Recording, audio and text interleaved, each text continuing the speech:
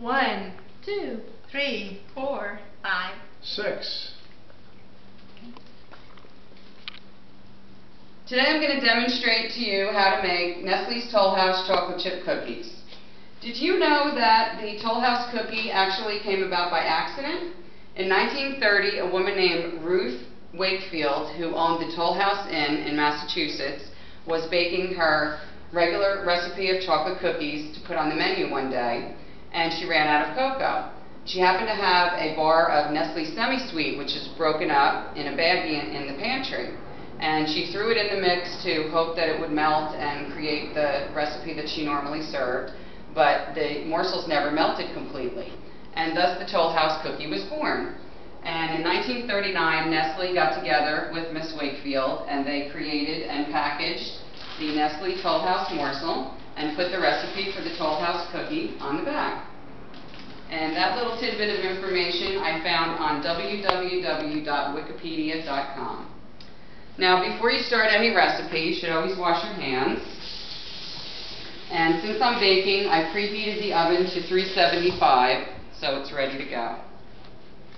And the ingredients we're going to use today are 2 1/4 cups of all-purpose flour, 3/4 of a cup of granulated sugar, 3/4 of a cup of brown sugar, 2 large eggs, 2 sticks of softened butter, 1 teaspoon of vanilla extract, 1 teaspoon of salt, and 1 teaspoon of baking soda. And first I'm going to cream the sugars and the butter. And creaming is a term that just means mixing ingredients to a creamy texture. And the definition for that I found on the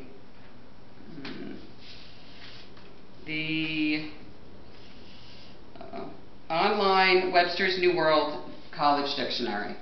And the recipe that I printed out came from allrecipes.com.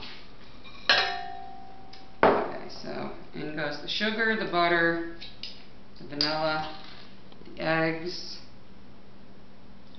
and that gets mixed until it's incorporated.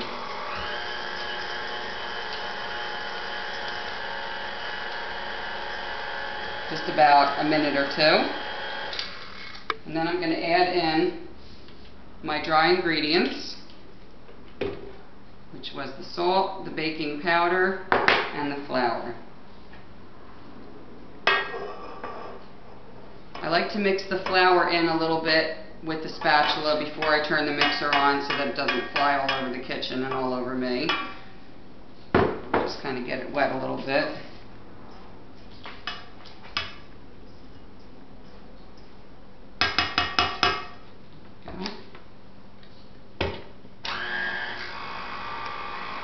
See how it starts to fly up if you don't get it wet.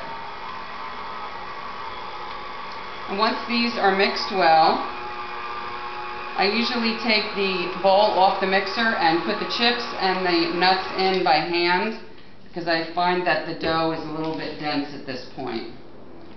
So we'll take that off there. Just remove the bowl.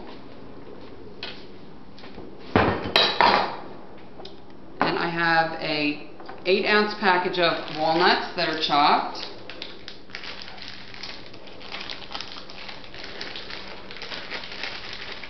And of course, our 12-ounce package of Nestle Tollhouse semi-sweet morsels.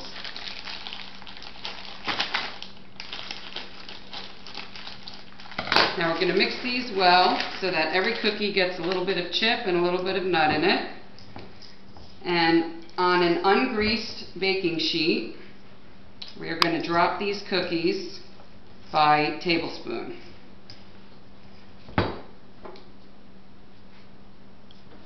Just going to make a big ball full of dough.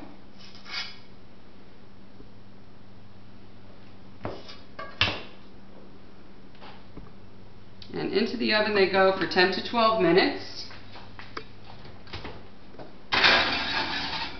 And they bake until they're golden brown and crispy. And when they come out, they'll look something like this. And once they come out of the oven, you're just going to remove them from the cookie tray and put them on the cooling rack. and enjoy. Does anybody have any questions? How long does it take to soften the butter? Well, obviously depending on the temperature in the room, usually about an hour or an hour and a half if it's cool in the room. How many cookies does the recipe make? This recipe makes 5 dozen, but again, depending on how big of a drop of the cookie dough you put on, you could get, a smaller amount of bigger cookies or more small cookies. Can you make these as a bar cookie? Yes, you can. If you wanted to use like a 13 by 9 inch pan and just spread the dough out along the bottom and bake them for about 15 minutes until they're golden brown and then cut them into bars. Any other questions? You can put it on parchment paper too. Yes, you could. You could put it on parchment paper and they'll get nice and crispy on that also. Can we have a sample? Absolutely, and I hope you make these at home with your family. They're a great holiday gift also. So thank you for coming, and I'd like to again encourage you to make the Nestle Tollhouse chocolate chip cookie. Thank you.